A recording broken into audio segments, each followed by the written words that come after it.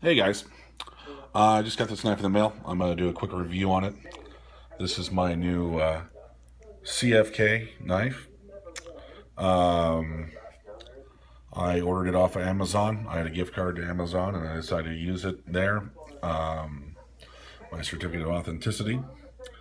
This knife is D2 steel, as it says right there on the certificate. It's my Micarta handles. The blade on this is about 16 inches long. The sheath is definitely genuine leather from India. Apparently, they have a deal through India, a leather company. I believe they make wallets and purses and things of that nature. These guys buy their scrap leather and make the sheaths out of there. So the sheaths are very simple, and you see these little stains and imperfections in the sheath. That's why they're there. They do have a good deal through this company. This leather does not feel cheap at all. It's very, very thick leather. Not that thin stuff that feels like plastic. It feels like it's actually been oiled. Actually, it feels kind of like the outside of a broken-in catcher's glove, but still fairly rigid because of the thickness of the leather. Let me get this knife out of here and let you guys see that. I don't have anything to hold my camera, so it's kind of difficult. Put this here, move the sheath over here. Look at this bad boy.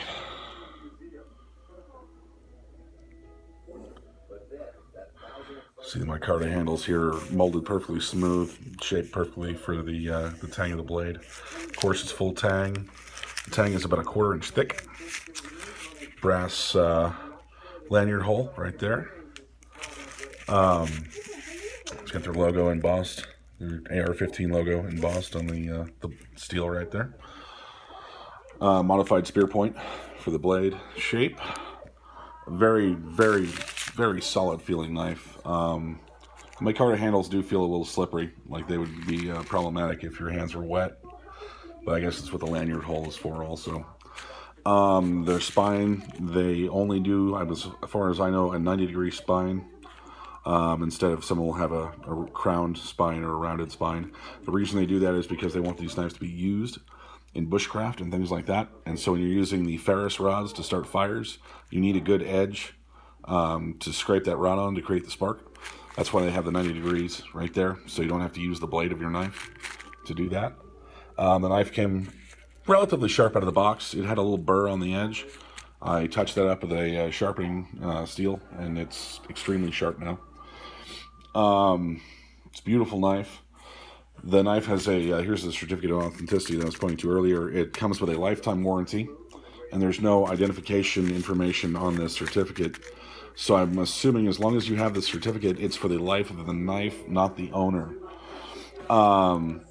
If you break the blade, if the handles break from shock or the rivets break, shear off, which I've had on one of my cold steel throwing knives, actually, I've had that happen.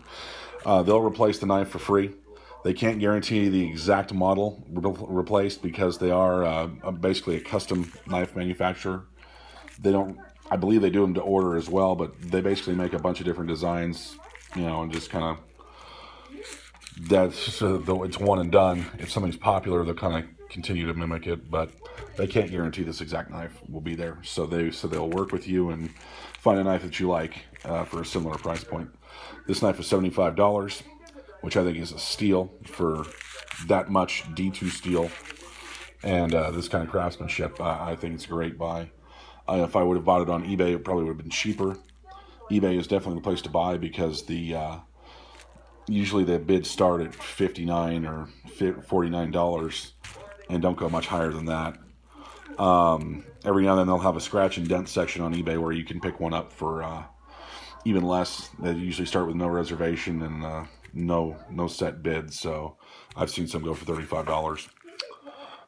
Definitely a cool knife. I'd love to do some cutting with it today, but I can't because it's been raining for 2 days straight in California. It's not raining right now, but my backyard is a complete swamp, and I just don't want to trudge through that to go out and cut right this second. So I'll get a cutting video up to you guys pretty soon. But first impressions, extremely solid knife. Very well built, simple. I love the point and the design. Just a 16-inch blade of beast right here. Just a huge blade. I believe it said 12 inches in the description, and it was wrong. This is blade's about 16 inches, so that's not a problem. I wanted a bigger blade just because it looked really awesome. That's all I can think about right now. I'll get back on and do a cutting video hopefully within the next 3 or 4 days, and we'll see how this thing goes through its paces. But all in all, so far, very happy with this knife. It shipped to me within 3 days of ordering. It says the 5th right there. This video is made on the 8th, I believe. Today's the 8th or the 7th.